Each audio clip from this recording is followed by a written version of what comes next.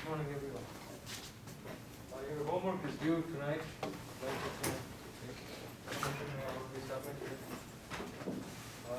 I want to see if there are any questions that you have in general on time derivatives of unit vectors, time derivatives of vectors and so on before we proceed further.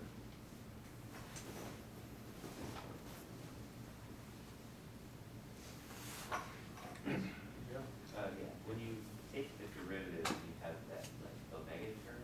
Okay. Like the derivative of the vector. How do you know what omega that which So you have a choice in that. yeah. So you could. So let's say that I have some position vector. If I take the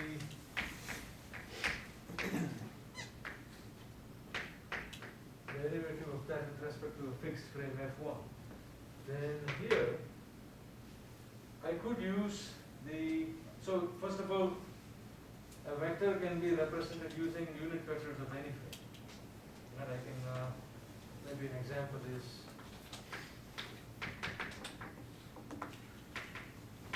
this is a pendulum, right?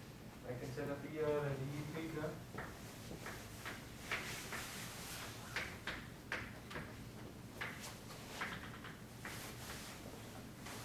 And I can say that the position vector from point O to point P is L in the ER direction. So I could either say that R is LER, or I could say that R is some L times cosine theta in the negative j direction and L sin theta in the x direction. Right? So if I hash j hat, so this is some x I hat y j hat. So I have a choice of representing a vector in any system that I want to. And now if I use this particular system, if I call this as frame, let's say F2, this is frame F1, F1 is my inertial frame here. Okay, so I can do the following. I can say this is d by dt of R. This will be looking kind of silly, but just bear with me.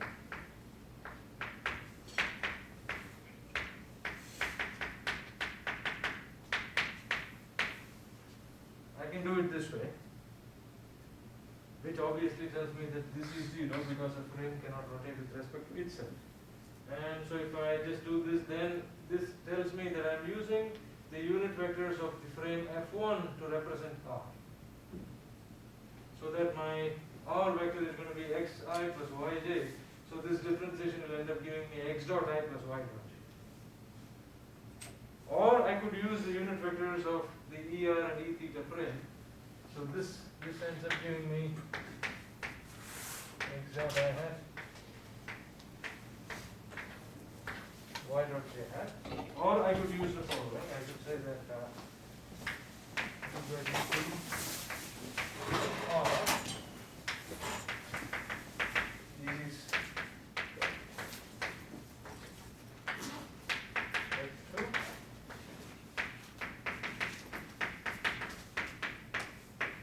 cross. That's another choice that I can make. If I do this, then d by dt of L ER, and then some theta dot in the z direction, theta dot k cross the LER, where theta dot is the angular velocity of this frame and this is in the k direction. Okay. This obviously is L is a constant, and I'm differentiating with respect to unit vectors of the frame F2. ER is a member of that frame, so the only term that undergoes differentiation here is L. So which means that this ends up being 0. K cross ER is going to give me something in the E theta direction, so this is your typical theta of E theta, which is the same as x dot I plus y dot j, if you do the math, if you do the transformations. Does this answer your question? Yeah. So this is not your choice. most of the times you want the position derivatives and velocity derivatives with respect to the inertial frame. The choice is what do you put here, which in turn dictates what you put on these two bases. Okay, which is what we derived some time back. Right? Any other questions on these ideas here? Yes, and just a little clarification, because I noticed I used the second one with when I differentiated with frame 2. I was noticing that it was basically just a bunch of cross products, and I'm not insane for having a bunch of derivatives that were 0. Absolutely, yeah. As long as the length is a constant. Yeah, if it is a springy pendulum where instead of a length L I have a spring, then things will get a little more hairy. Okay. Any other questions or clarifications before we begin the problem for today? Yes. Say you have a fixed and a body frame, or just two frames, I guess, one being fixed and the other moving, but the axes of the frames are parallel at all times. What does the coordinate transformation look like? Are they equal, or do you have to involve a velocity or something? So that depends on whether the frames are moving at a constant velocity or not. So if the frame is moving at a constant velocity, then the acceleration is 0. So which means that that frame is also classified as an inertial frame. Okay. So I don't need to perform any transformations here. Okay. Which is the case in your homework problem, like the double pendulum problem. I wantonly gave it as a frame moving at a constant velocity. That's essentially the same as an inertial frame. So I don't need to do anything special. If that was not the case, then what would be the situation is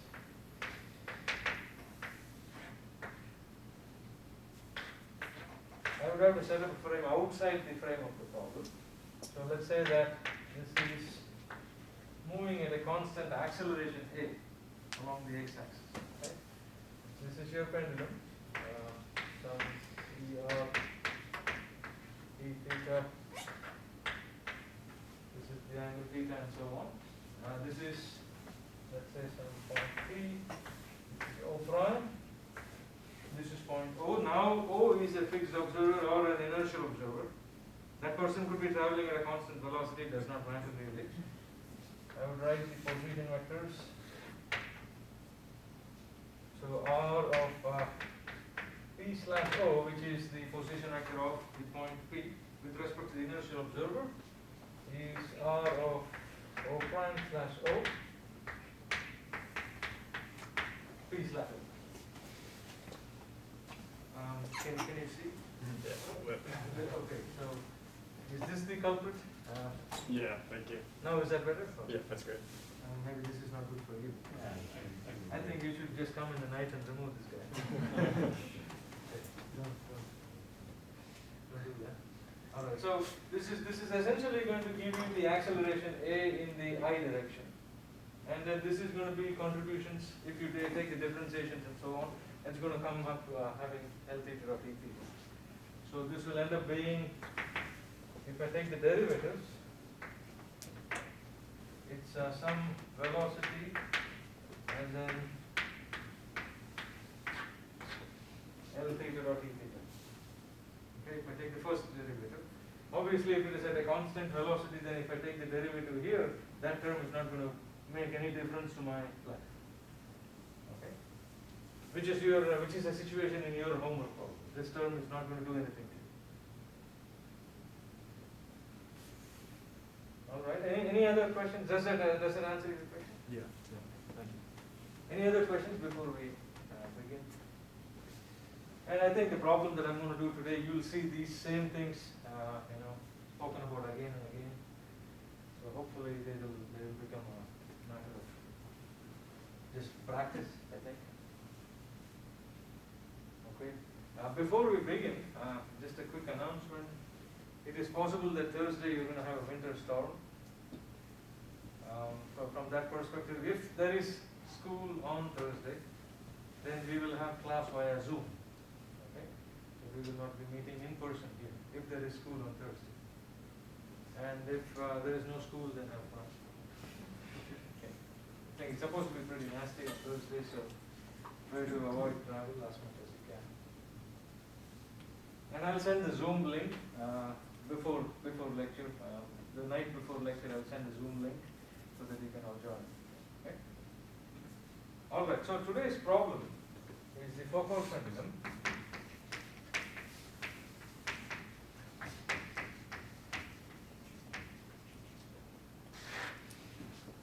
And before I go ahead and talk about the Foucault pendulum, I want to show you a way of setting up a pendulum frame similar to what Foucault did. So here is a wooden frame.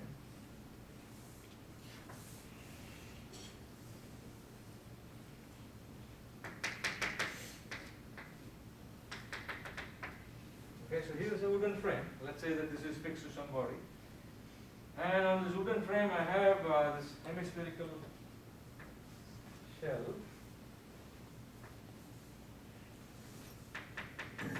Okay, so this is a very smooth contact between the bottom of this hemispherical bowl and the frame. Okay, and I suspend a pendulum.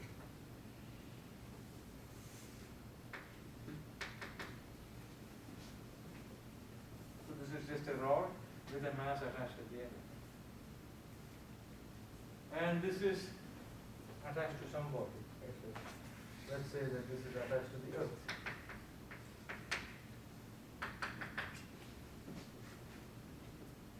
And this is a very smooth contact.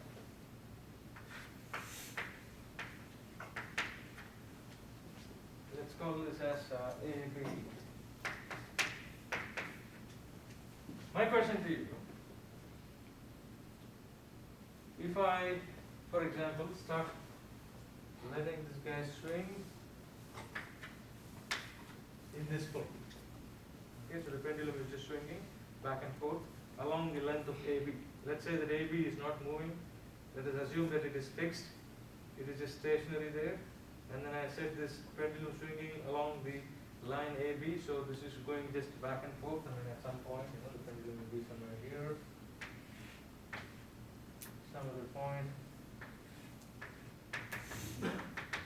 The pendulum will be somewhere there. So it is just swinging back and forth.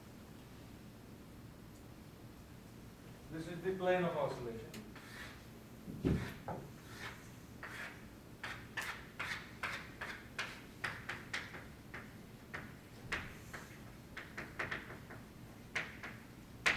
Okay.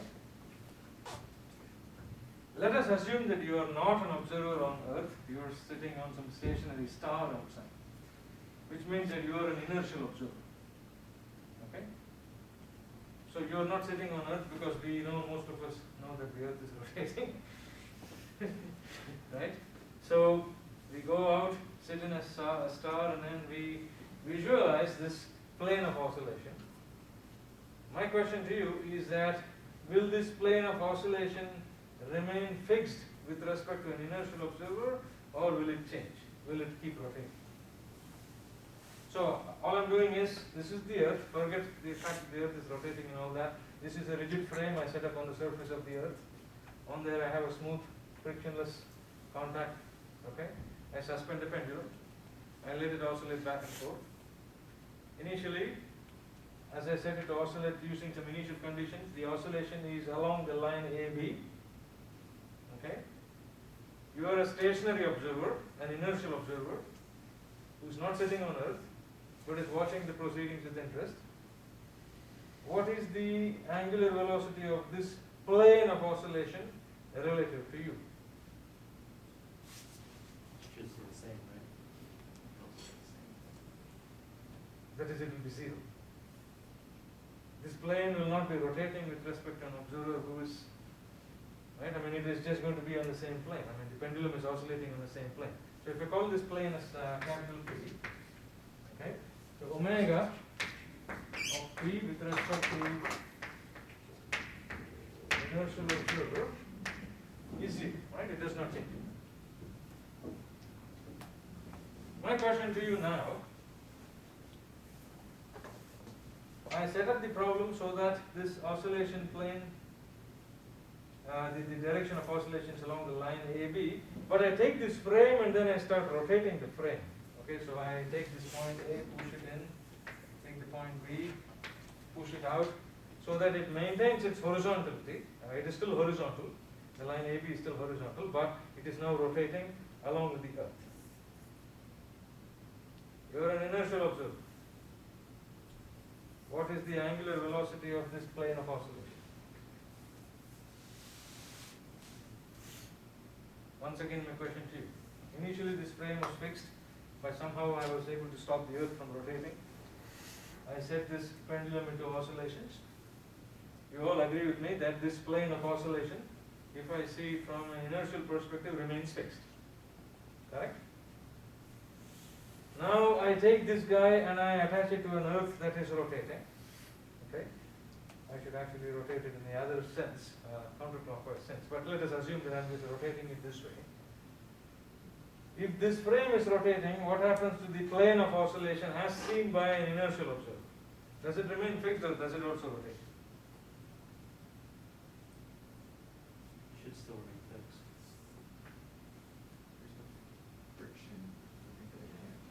Right, there is no friction here, right? So which means that the rotation of this wooden frame is independent of the plane of oscillation's motion with respect to an inertial observer. Okay, because this is smooth and frictionless. If there was friction there, of course, there will be some non-zero torque provided, so this plane of oscillation will also start to rotate with respect to the inertial observer. So all said and done, if I am an inertial observer, this plane of oscillation will remain fixed no matter what this wooden frame is doing. I'm going to call it as a frame, some F. Okay, so this P is the plane of oscillation.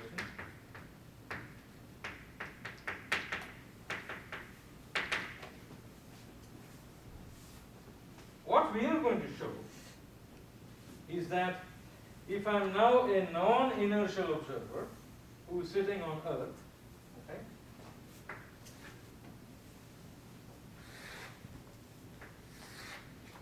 bear with me for a minute. So this is X, Y, and Z, and I'm taking the same pendulum. So this is the frame on Earth, which is that frame capital F.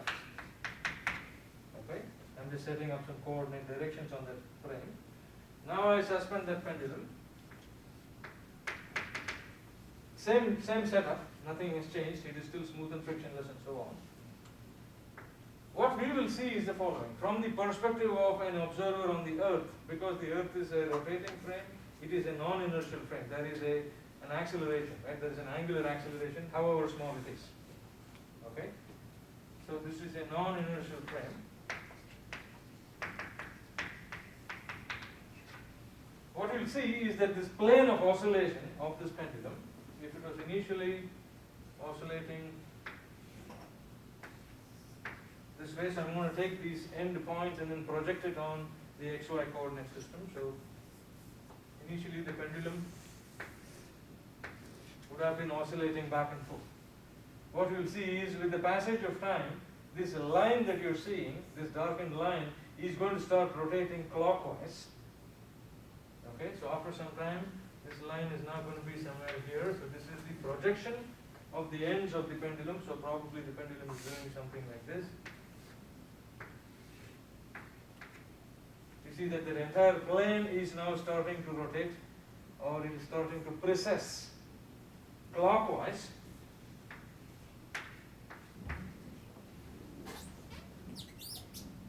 And let us assume for the time being that this rate of precession is the same as the angular speed of the Earth. Okay? So omega of the plane with respect to the frame F, which is this frame F, which is a non-inertial frame, is minus omega, I don't know, some EZ directions. Okay, this is clockwise. And what you will see is that if I take the vector sum of these two,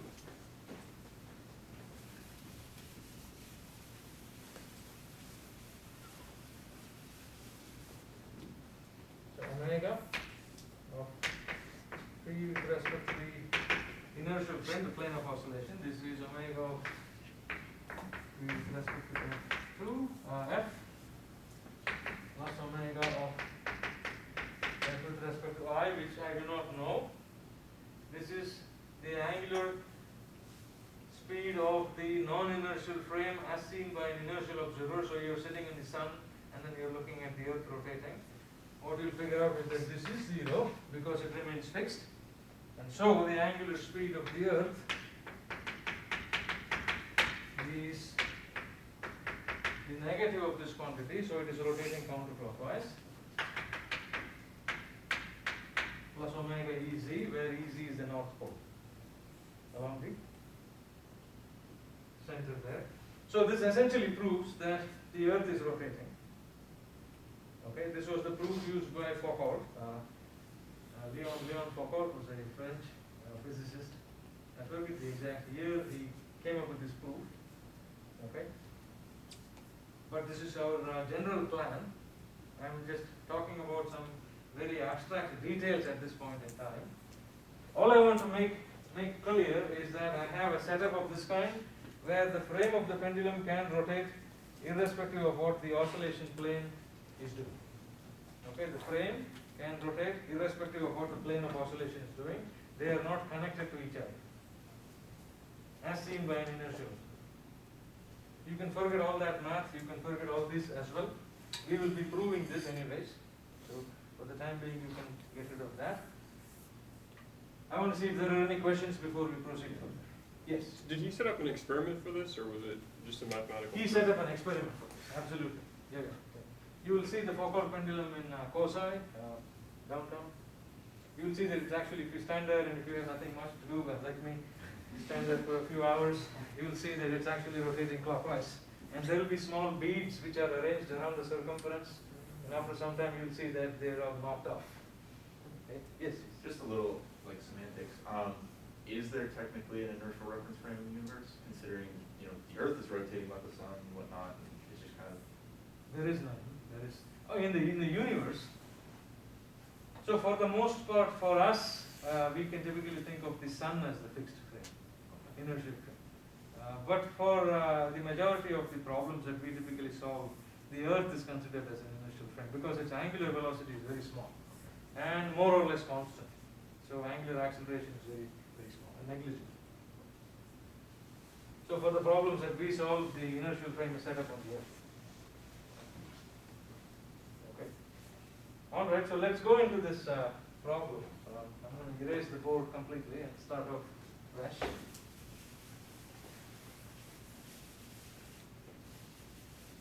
And this was the actual experiment of Foucault. This is how he set up his pendulum as well. This is the typical way the support was designed, the frame was designed, and so on.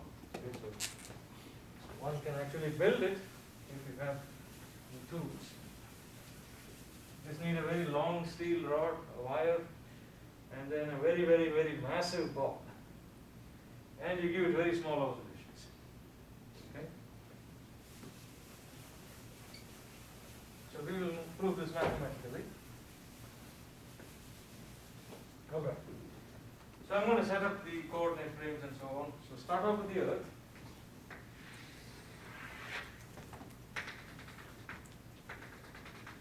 Okay, so those are the equatorial lines.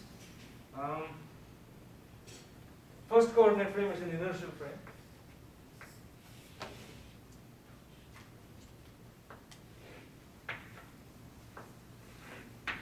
All I'm doing is I'm situating the observer of the inertial frame at the center of the Earth. That does not mean that the observer is rotating with the Earth. The observer is fixed there. Okay, I can always choose an inertial frame to coincide with anything that I have. So this I'm going to call as I hat, J hat, K hat. So this is frame F1.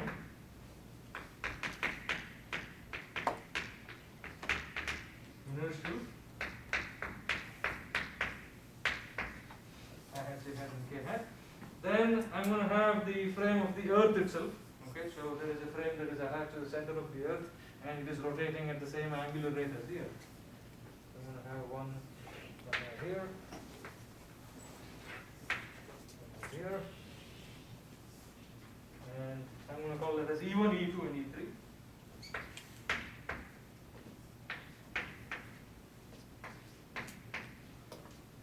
this is the frame attached to the earth. So this is F2.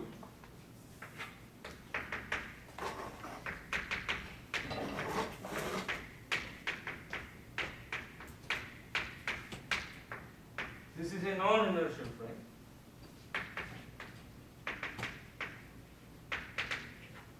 Okay. The angular velocity of this frame is the same as the angular velocity of the earth, and I'm going to call it as some capital omega E.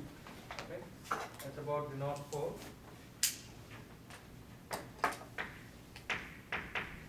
Omega E. Omega of F2 slash F1, which is the angular velocity of the non-inertial frame, which is the frame attached to the earth. With respect to an inertial observer is omega E in the E3 direction. Okay. Now one can obtain a value for omega E. Fairly straightforward. Earth rotates once in 24 hours. So 2 pi by 24 hours, radians per second. Convert that into seconds is radians per hour, convert that into seconds. So this is approximately 7.2 into the -5 radians per second. It's so small, okay? Which is why we don't feel it. What is it? Then I'm going to pick a point on the surface of the earth at some particular latitude. Okay? So some point. Let's call this as point O. This is point O prime. This is at some latitude. I'm going to call the latitude as lambda.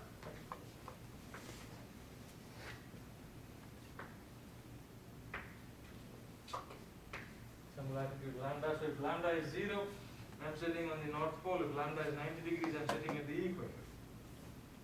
You can also measure lambda from the from this value here, from the equator here. Okay, so this is the angle lambda with respect to the North Pole.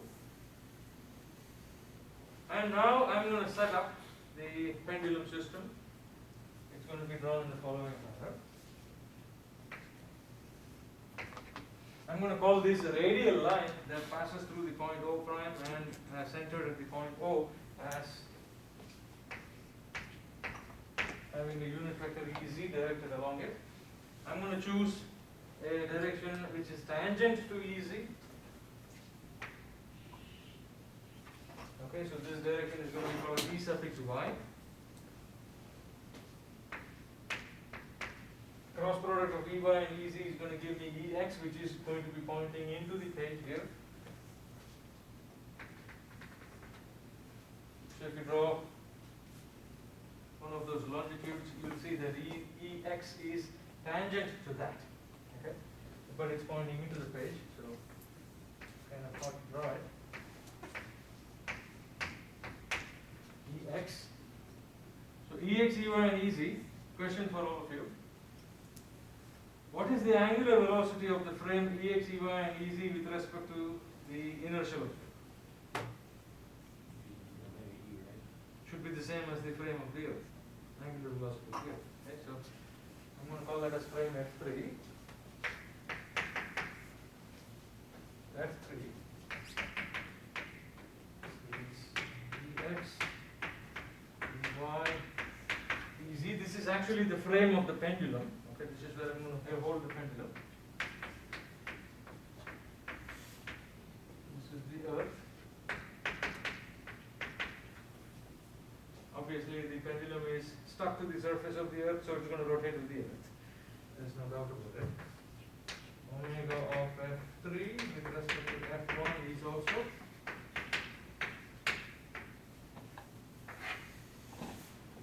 Can everybody see my writing, people in the back? So not so great.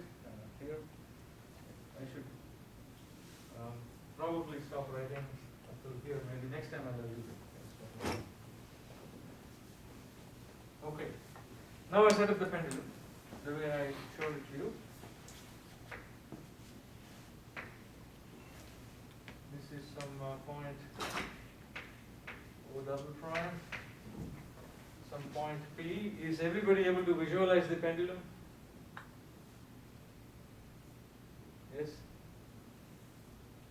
you want, you can imagine it to be at the North Pole, and it's much easier to visualize.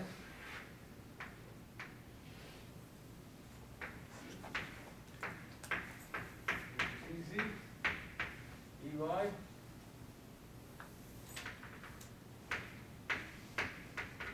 X. That's the pivot of the pendulum, and the pendulum is swinging this way. So this is O double prime, O prime, O, pendulum. Okay, so that's one way of another way of visualizing.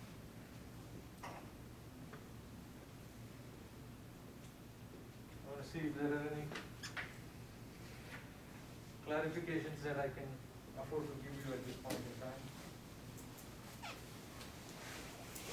Is everybody good to go on the figures that have been drawn? Okay. And that pendulum frame looks like this. And the pendulum is attached to the frame in the following manner with a smooth frictionless contact, so that the frame can rotate independent with respect to an inertial observer, independent of the plane of oscillation of the pendulum itself. Okay? Alright, I'm going to get rid of this.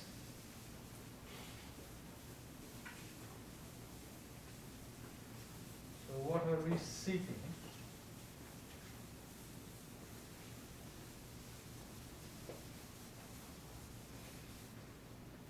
I'm going to draw the EX, EY, EZ frame on this panel here. Set up some information. Okay?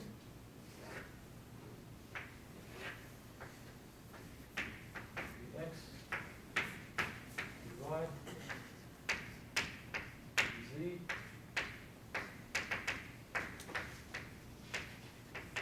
Smooth pivot. So you can imagine a really nice bearing there. And then I have this pendulum string of length L.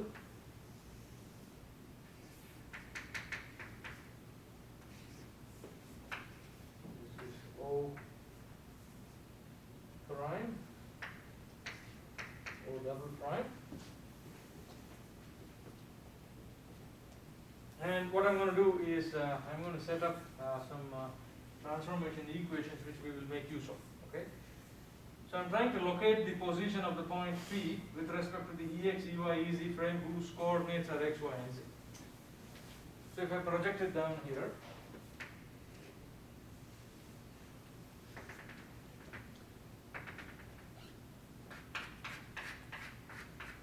okay, so I'm essentially taking that point P and I'm projecting it on the XY plane. Okay. This angle I'm going to call it as the angle phi. This is the angle theta.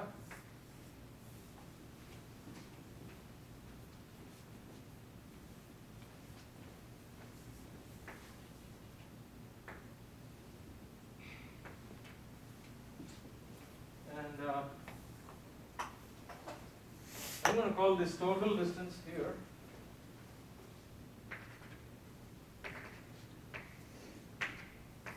as some length capital L.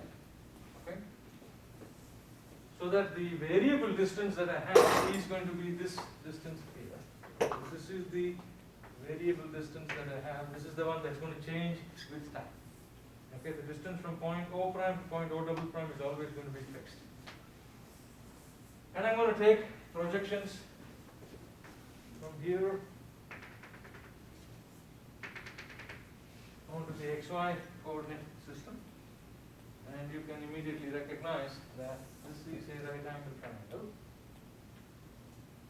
So this guy here, that's a right angle triangle as well. Okay, so that little height that you're going to be seeing is L times cosine theta here.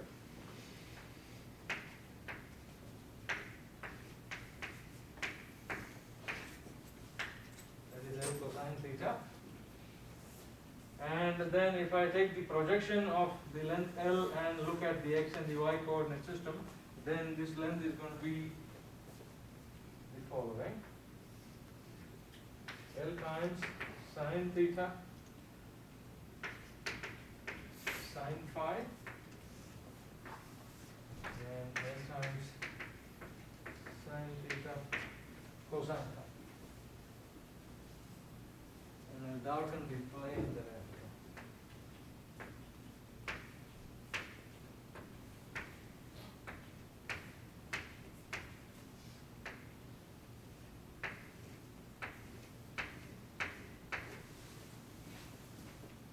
Does this make sense to you? You have seen something of this thing done in statics where you take a point in 3D and you project it onto all these different coordinate systems. You will have your coordinate direction angles or your direction cosines and so on. So that's essentially what I've done here. And so I'm going to say that the distance of the point P along the EX direction is x. So x as a function of t is the distance along the EX direction. So this is going to be L times sine theta cosine phi. Then the distance y is L times sine theta sine phi. Okay, that's the distance. This is the distance of the point P with respect to the EX direction, with respect to the EY direction. So this is essentially from O prime to wherever I've drawn the intersections. And then here, distance z of t, this is going to be the following. So it's going to be capital L minus L times cosine. So that's the distance from O prime to that location.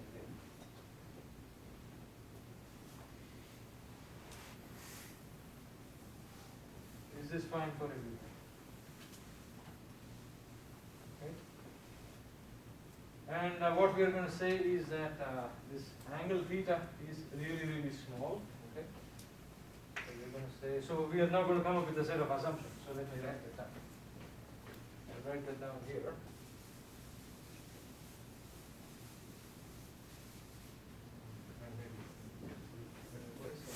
Assumptions. One is that the length of the string of the pendulum is very long. Okay, the mass of the bob is massive, so it's a heavy ball, steely ball. I'm going to write that down. Then we're going to assume that the angle theta is very small.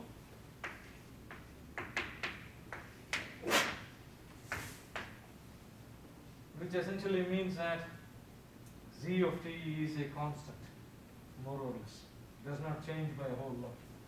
Okay, so this implies that z dot is 0 and z double dot is also 0. So z of t is L minus capital L minus L cos theta. Cosine theta is very small, so cosine of 0 is approximately 1. So this becomes capital L minus little l, which are both approximately constants here. So z dot is 0. If I take the derivative, z double dot is also 0. Take the absolute derivative, okay, with respect to the inertia. Then we will also say a couple of things. The angular acceleration of the Earth is very, very small. Okay, so I'm going to assume that omega dot e is approximately 0.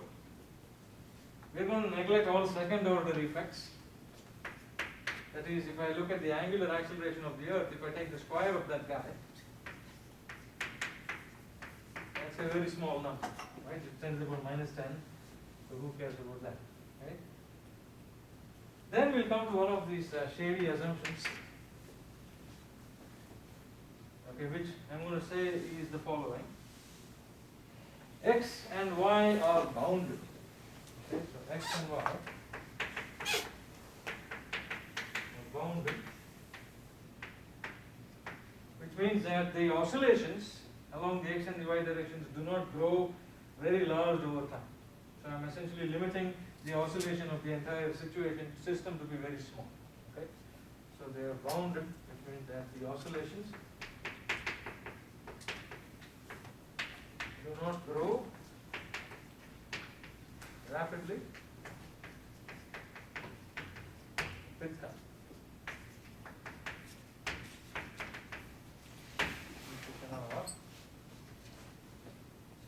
So these are the assumptions.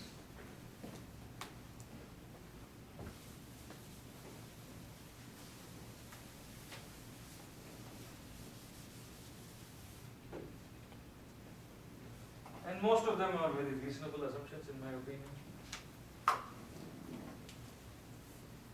Right, any questions?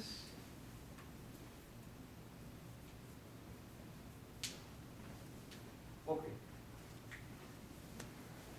So one thing, one more thing is that what is the distance from O to O prime? That's the radius of the earth. Right? Distance from here to there is the radius of the earth. Okay, so RE is the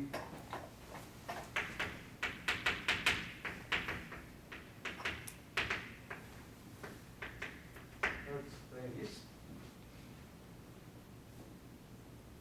Okay. And what we want to do is the following. I want to understand the oscillations of the pendulum as seen by a non-inertial object. Okay. So we want to look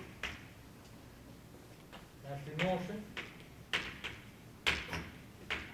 of the pendulum from a non-inertial frame, which is the frame of the earth.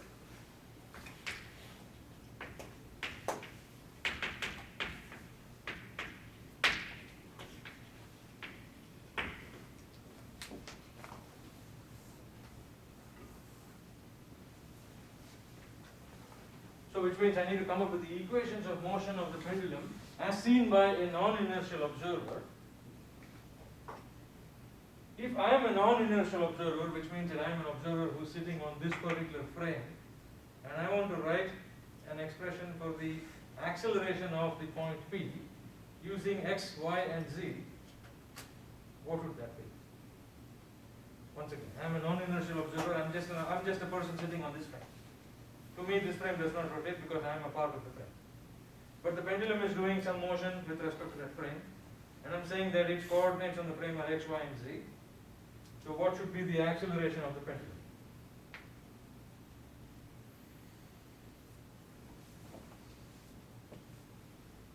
Yes. Should the acceleration always be in the negative z direction? No. So I'm not asking about the directionality.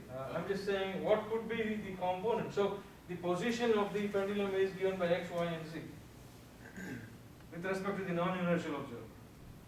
So what's the velocity of the pendulum? It should be x dot in the ex direction, y dot in the ey direction, z dot in the ez direction. What's the acceleration? Just the second derivative of all these terms. Does that make sense to you? I don't see the earth rotating as I'm sitting here. Okay, so our aim is to obtain an expression for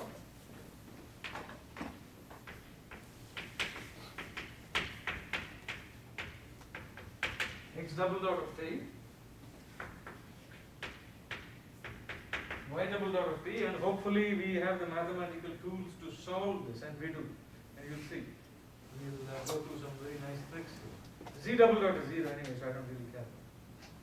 We just assume that z dot is 0 and z double dot is 0. So I need to find these non-inertial acceleration terms and then hope that it leads me to some kind of a conclusion, which I am not sure what it is going to be at this point in time. But this is the very humble aim for the thing. Okay, what is x double dot? What is y double dot? In terms of the parameters that I have just described. In terms of this lambda, which is a fixed quantity. Lambda is a latitude.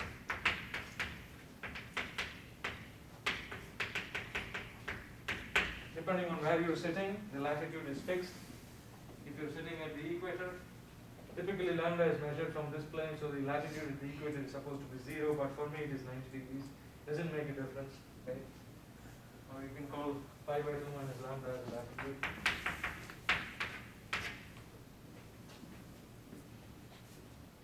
Alright, so that's a fixed quantity. The radius of the earth is hopefully not changing. Angular velocity of the earth is a very small quantity. Angular acceleration of the earth is approximately 0.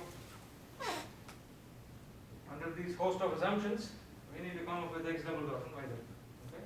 And let's get going with that. So I want to keep this figure here. I'm going to get rid of this. This will not play a role for the time being.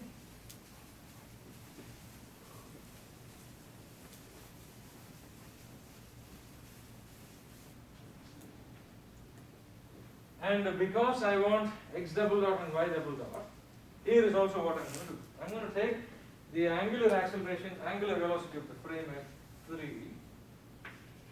omega of F3, which is omega earth, and I'm going to resolve it into components along the F3 frame. Okay, so essentially I have the following: EZ, E3, EY. This is your latitude lambda, so that E3 can be split into a component along EZ and a component along EY. Okay, so this is just going to be omega F3 plus F1 is omega E cosine lambda omega E sine lambda. Why am I doing that? Is because I want to work my problem in the F3 frame. I want to get x double dot, y double dot, and so on. So I want to have all my quantities expressed with respect to the F3 frame. This is just a coordinate transformation where we wrote E3 in terms of EZ and EY. Everybody good to go? Any questions so far? Please stop me. This can get a little out there after some time. Yes, sir. E3 and EY in this case are perpendicular as well as EZ and EY. Say that again, please. E3 and EY are perpendicular as well as EZ and EY still. No, E3 is not perpendicular to EY. Right. So, if, for example, if I'm sitting at the North Pole, if this point O prime were there, right, then this would be EY. E3 would be coincident with EZ. But at any other location, they will have components. So, if I'm specifically situating this pendulum at the North Pole, then I don't need to do any coordinate transformation. I could just write it as omega E3, which is omega in the EZ direction. Does this make sense to everybody? So this EY is always tangent. So at any point, this is going to be EY. This is EZ, and the cross product of that is going to be perpendicular to this longitude here. Okay? Now I think one of you had that. Yeah, I was gonna ask if, in that case where EZ was coincident with E3, would we be able to wait to transfer E3 into the E, X, Y, and Z frame till the end?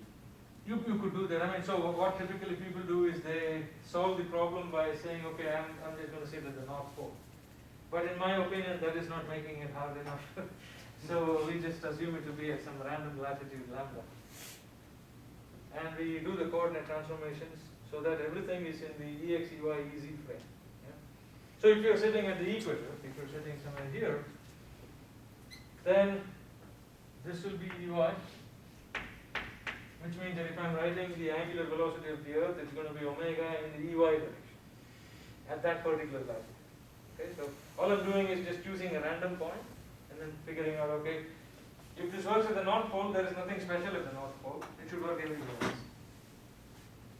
Yes? So then, based on that drawing, the Earth's angular velocity is greatest at the equator, and then not zero, but the least at the North Pole? No. So the angular velocity of the Earth is a constant one. That's always along the E3 direction. That does not change. All I'm saying is that if I take this guy, I can split it into some components along the inclined unit vectors that I draw. So if one component is small, the other might be large enough to overcome the balance between the two. Okay. If I take the square root of the sum of the squares, I should still get omega E. Any other questions before we proceed?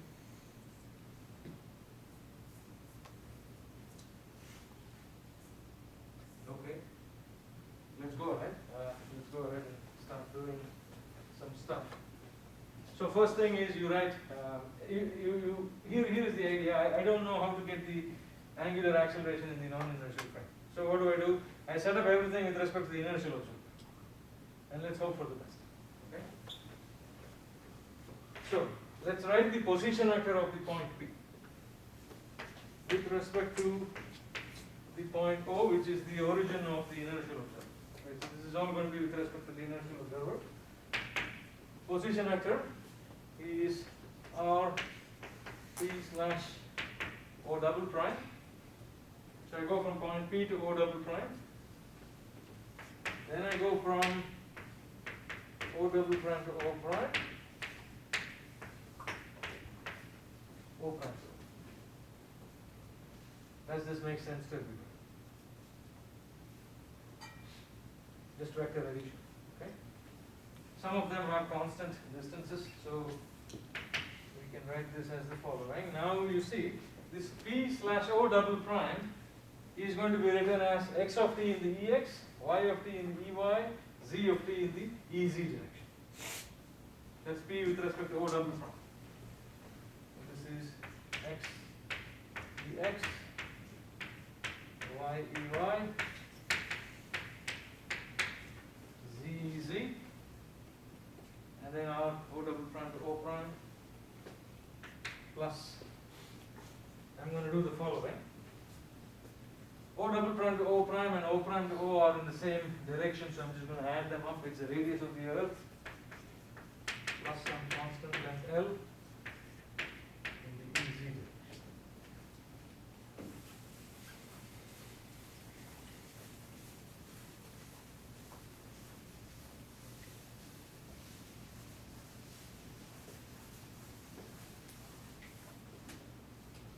Or combine everything together, so that R P slash O is x E x, y E y,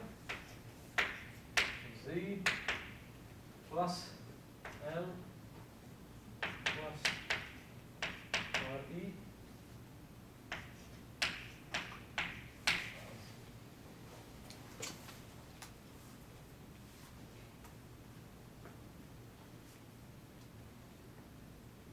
all right.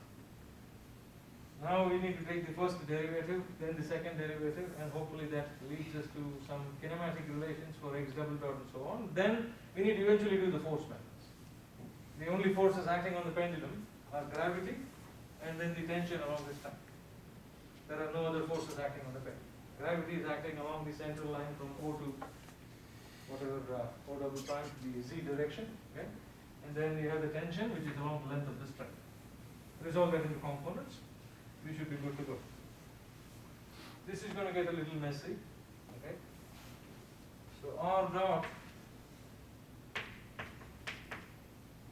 is d by dt with respect to F1. I'm going to write this as d by dt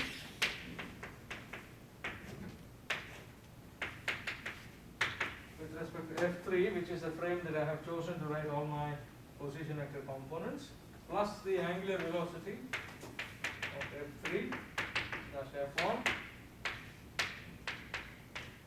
cross with the position vector. This is typically the time derivative of a vector that we have obtained. Okay, this is a basic formula that we obtained sometime back, right? I'm going to get rid of a lot of these things.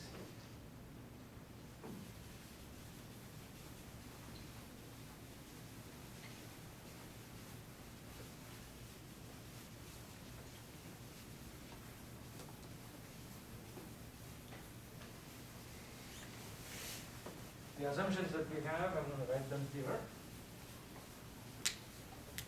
Not all of them, but some of them. So omega F3 plus F1 is design lambda EZ and lambda EY. Then Z dot is 0. Z double dot is 0, omega dot E is 0.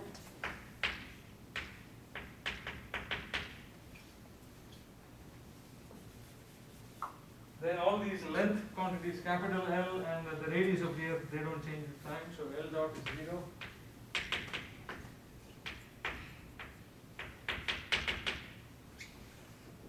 And omega square E is very, very small. Okay, so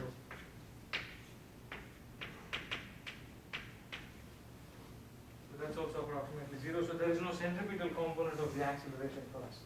There's only a tangential component of the acceleration, which is also, we are saying, is approximately going to vanish after some time.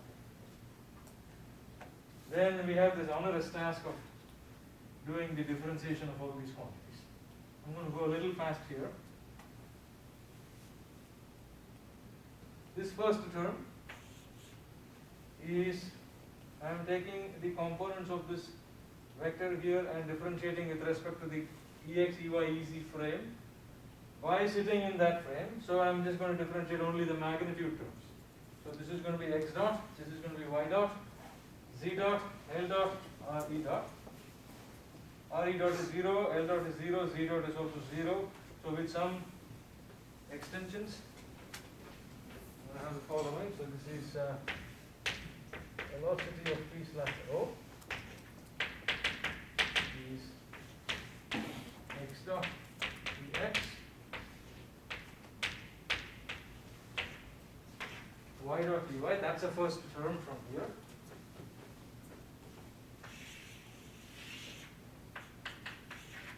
That's term 1.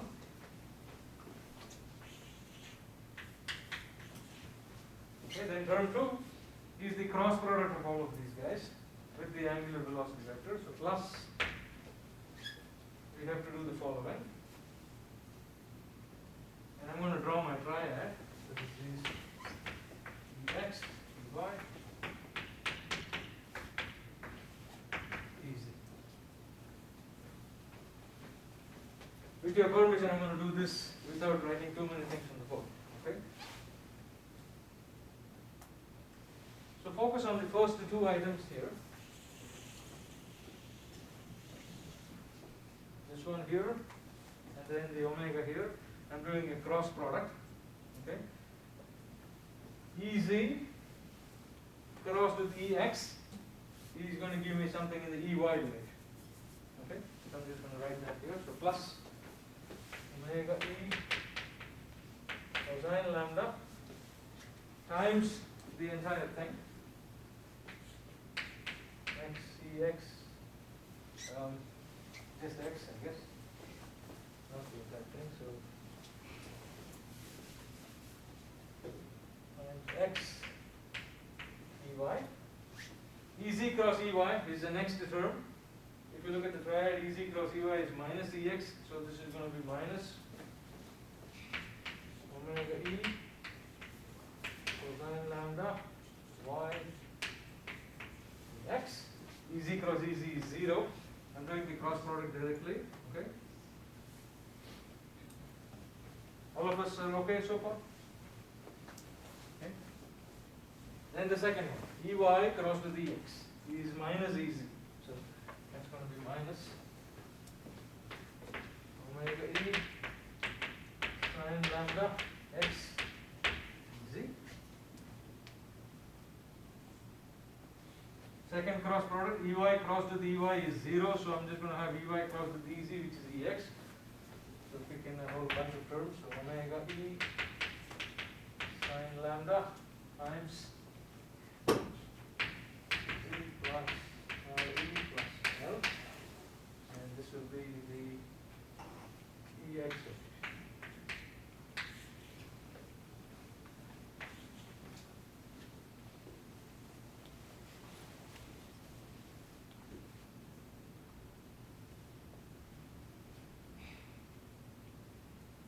And you will have the pleasure of doing something of this sort in the next homework, so bear with me. I'm going to collect all the like-minded terms. So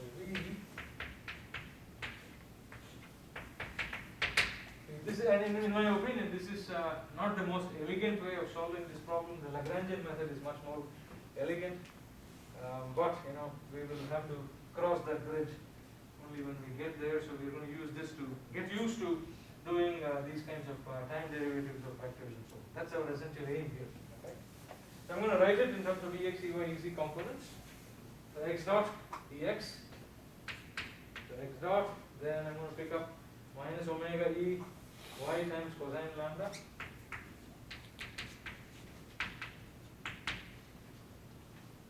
And then a whole bunch of terms from there, plus omega e sine lambda. This is the x plus y naught plus omega e x cosine lambda, and that's about it in the y direction. Y plus minus omega e sine lambda x.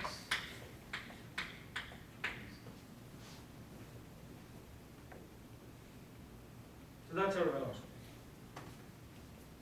Now, of course, the Lagrangian method is also not going to be any less painful, because you have to take the square of all of these quantities when you're doing the kinetic energy and so on. So we'll get there.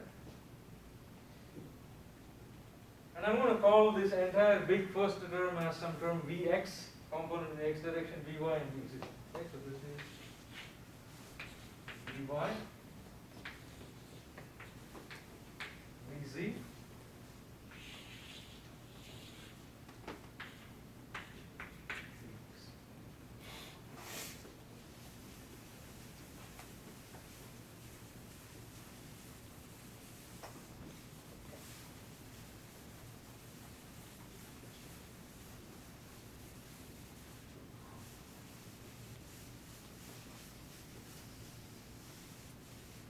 right, so velocity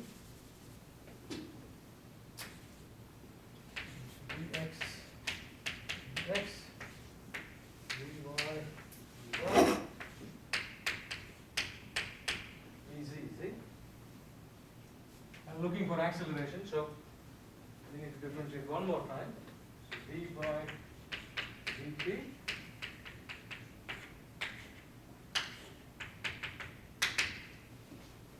of the velocity vector is the rate of change of the velocity vector with respect to the F3 frame. This is V by Vp of F3 omega F3 plus F1.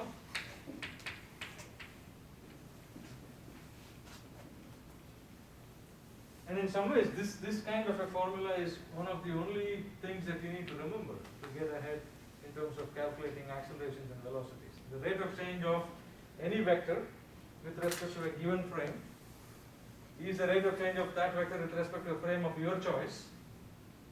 Once you've chosen this guy and once you are expecting it to get it in a different frame, then this angular velocity is the angular velocity of the frame you have chosen with respect to the frame that you want, cross product with the vector itself. Okay, so this is the most powerful formula in dynamics, no matter how you look at it. More so than Newton's law. If you know how to do this, then Newton's law is just force balance. Not a big deal. Okay. All right, so let's set out on our task here. So this is acceleration. P/O with respect to an inertial observer, which is the only way we can employ Newton's laws. So A P/O.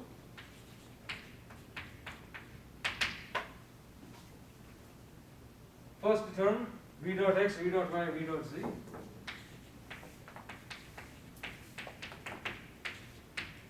V dot y, V dot z, z.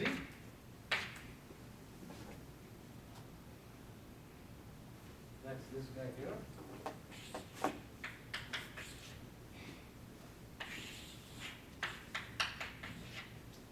And then omega across the same thing, plus omega e cosine lambda ez, omega e sine lambda ey, crossed with ex, ex, ey.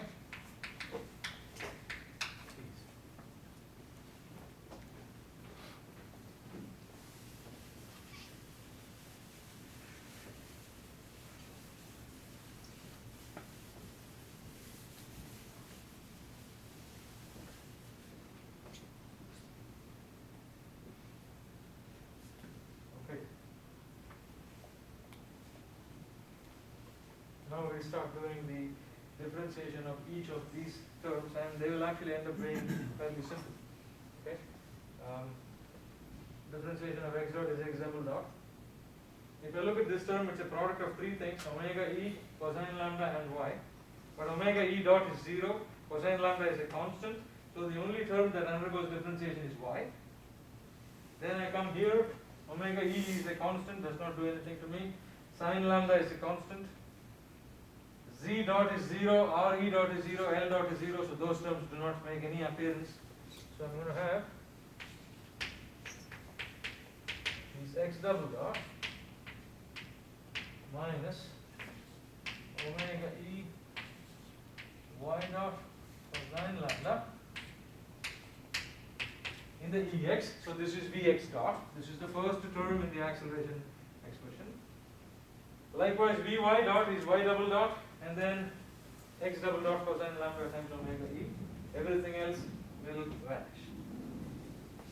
Plus y double dot omega e x dot cosine lambda Vy.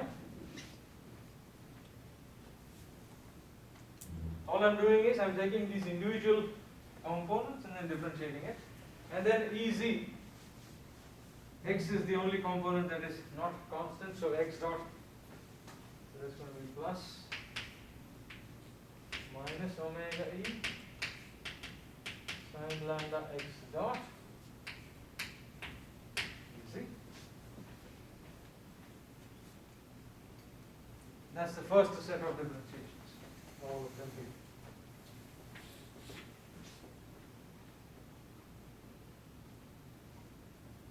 Second, Ez crossed with Ex and Ez crossed with Ey, same idea as before. So Ez crossed with Ex is minus Ey. So I'm going to have minus omega e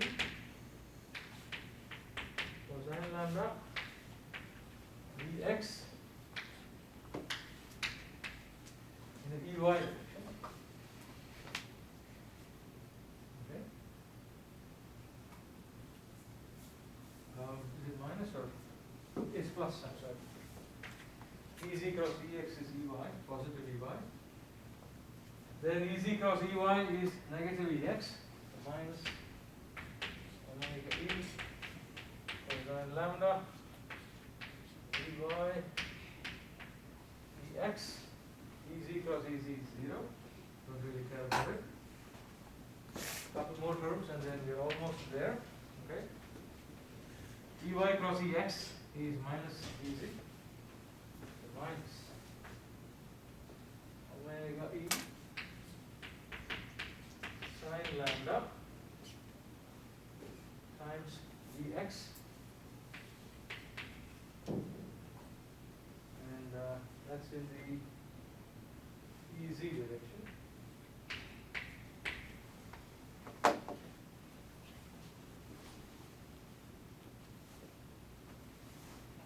Okay. Then Ey crossed with Ey is 0. That's the second cross product. The third cross product is Ey crossed with Ez, which is going to be in the Ex. So plus omega e sine lambda Ez.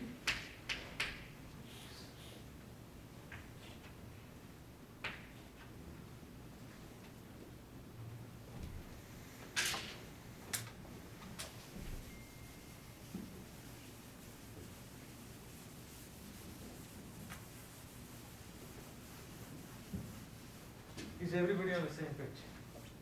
Quite exhausting. But we have to go through with it, right? All I'm doing is cross products. When I'm doing the cross products, I'm using my triad. And the first terms here, the first three terms are the first three terms that you see written on the top. The next set of terms coming from the cross product are written down there. Now we're going to take some advantages of the fact that omega e square is 0. Okay? So look at this. These first three terms you can't do much about. So you just rewrite them. Okay? So acceleration e slash O with respect to the inertial frame, of course. X double dot minus dot cosine lambda ex plus y double dot omega e cosine lambda x dot dy plus minus omega e cosine lambda sin lambda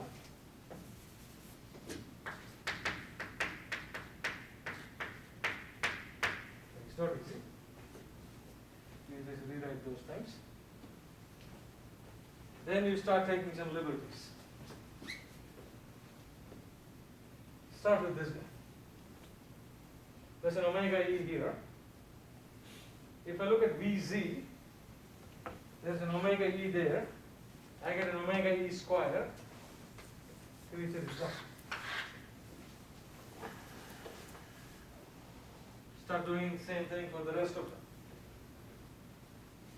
Let's look at the next term here. Omega e sin lambda times Vx. Okay? If I look at Vx, I have to multiply this quantity only with the terms that do not contain any omega e in it, and so that's going to be only this first term x dot. Okay, so if I look at Vx, omega e sin lambda x dot does not cancel off, but the rest of them will have an omega e square attached to them, and so the rest of the terms cancel off. So I have to collect one, so that's going to be minus omega e sin lambda x dot easy. So we are done with this guy. Is everybody following me?